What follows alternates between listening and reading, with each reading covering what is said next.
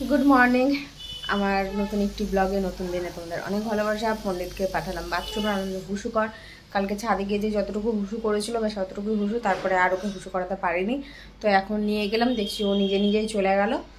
আর আমি বসে আমার কাজ করছিলাম, মানে কালকে সারাদিনের যে আপডেটটা সেটা তো তোমাদের কাছে পৌঁছাতে হবে, তো সেটা রেডি করলাম, এখন পৌঁছিয়ে দেবো।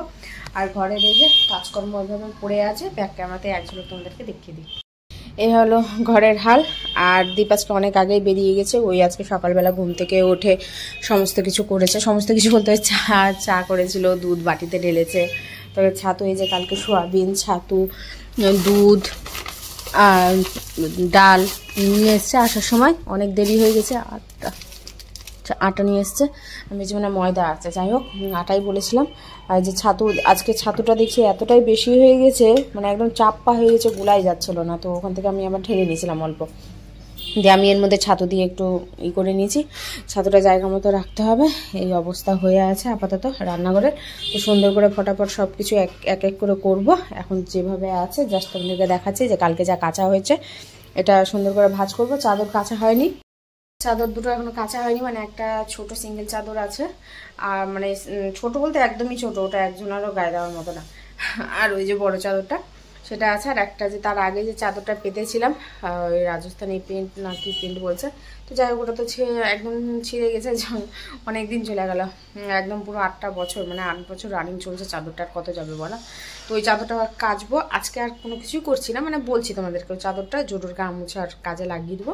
আর যে সাদা চাদরটা আমি জোটোর এখন বর্তমানে গা মুছছি, তো ওটা আবার আগের মতো কেচে ধুয়ে, মানে তাও বিছানাতে ঠেকা কাজ চলছিল, তো ঠেকা কাজ আবার চলিয়ে দেবো, এই হচ্ছে।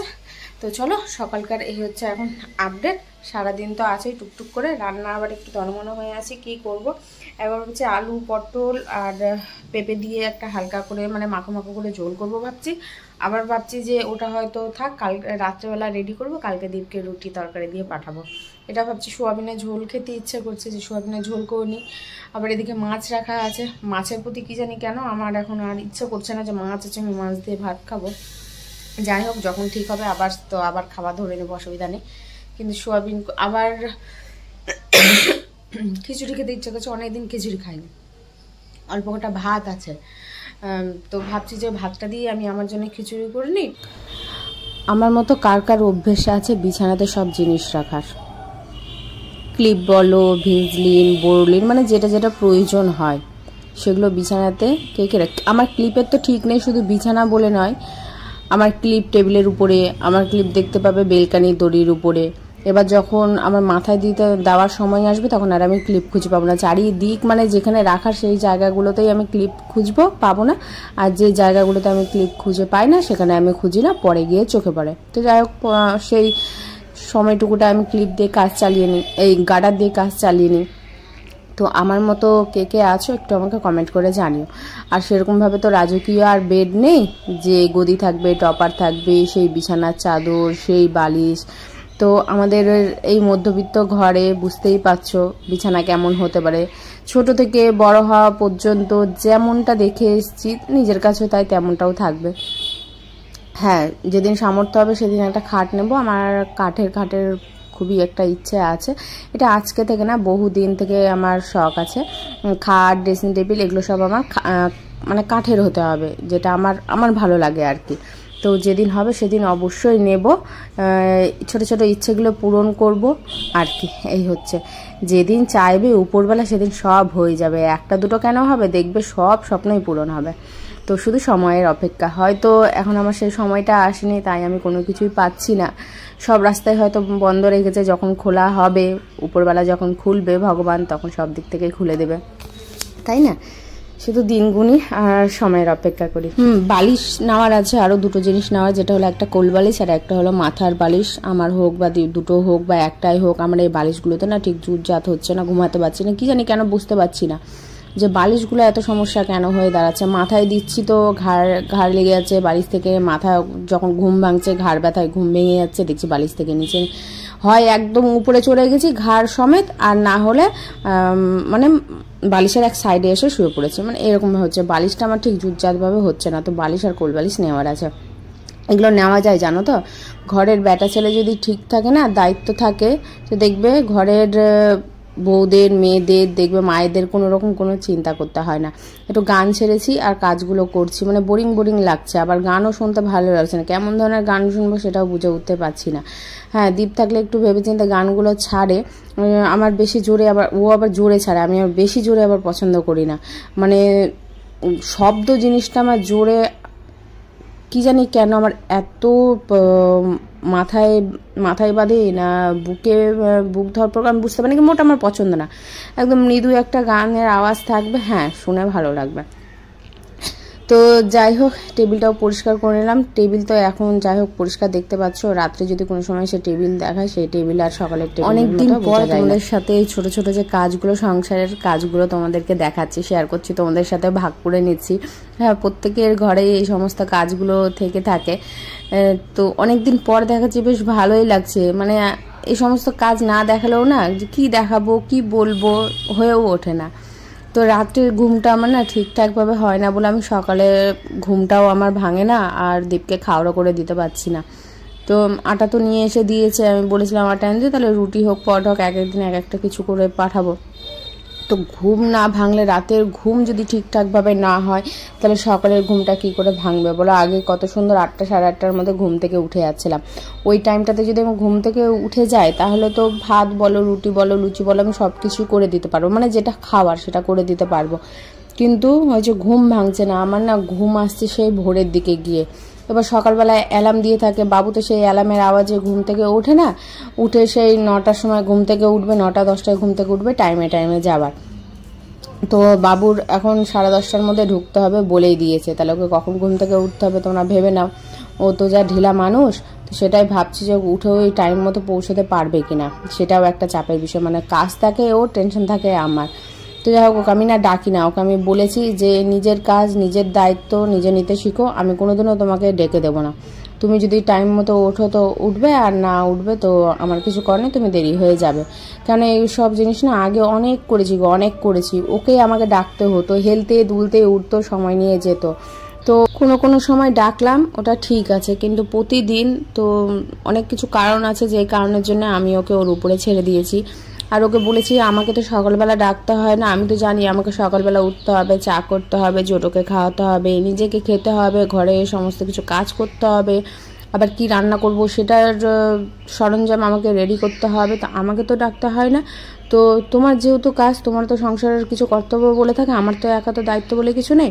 তো তোমার যদি কর্তব্য, যদি তুমি মনে করো হ্যাঁ তোমার কর্তব্য দায়িত্ব আছে, তাহলে তুমি সকালবেলা প্রতিদিন উঠবে, সে দেরি করে উঠো আর তাড়াতাড়ি উঠো।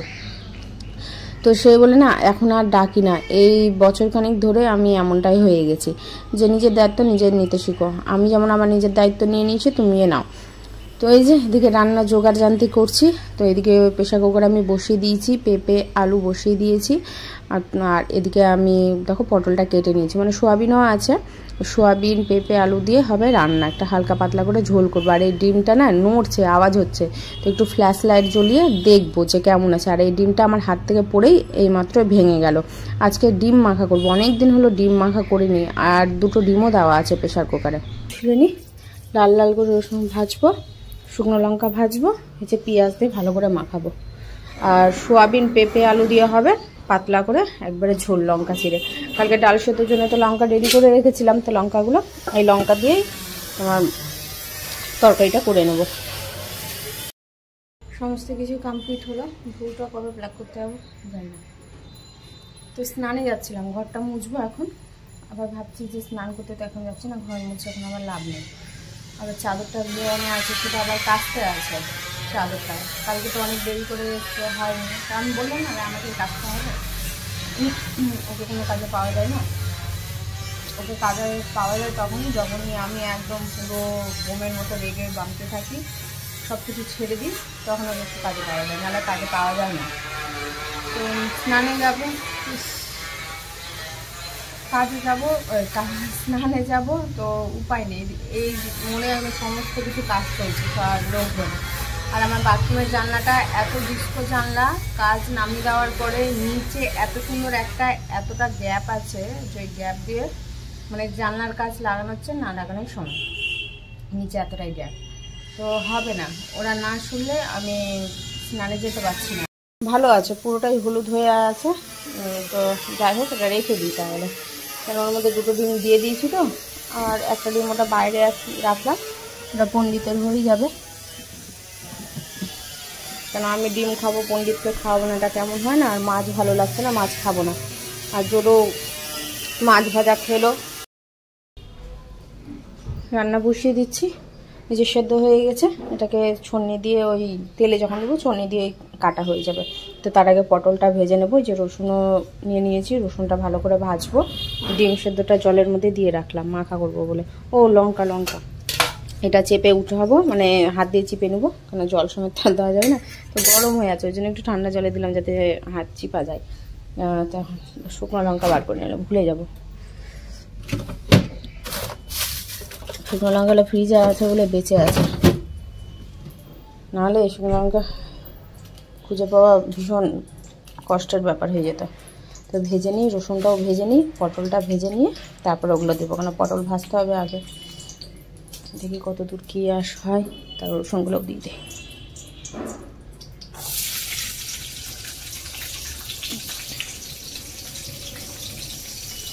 ভাতটা বসিয়ে বাকি কাজগুলো সারবো, তাহলে এদিকে ভাতও হয়ে যাবে আর বাকি কাজগুলো কমপ্লিট হয়ে যাবে। আর যেদিকে কাজ হচ্ছে সারেন, দাঁড়িয়ে দাঁড়িয়ে কাজ করছে দেখো। আগে রান্নাটা হয়ে যাবে, কখন ওদের কাজ এইদিকে শেষ হবে, কখন করবো। আর কালকে রাতে তো বৃষ্টি হয়নি, এক ফোঁটাও বৃষ্টি হয় নাই। গায়ে যা ছিটাফিটা পড়লে ছিল, ওই ছিটাফিটাই, বৃষ্টি আর হয়নি। আর কাল রাত থেকেই এইভাবেই থমকি আছে। সকালবেলা 5টার সময় উঠলাম, তো দেখছি যে এইভাবেই হয়ে আছে। বৃষ্টি হয়েছিল, ছিটাফিটা না হবার না, দেখছি যে পাতাতে একটু ফোটা ফোটা জল পড়েছিল প্রত্যেকটা গাছের পাতা।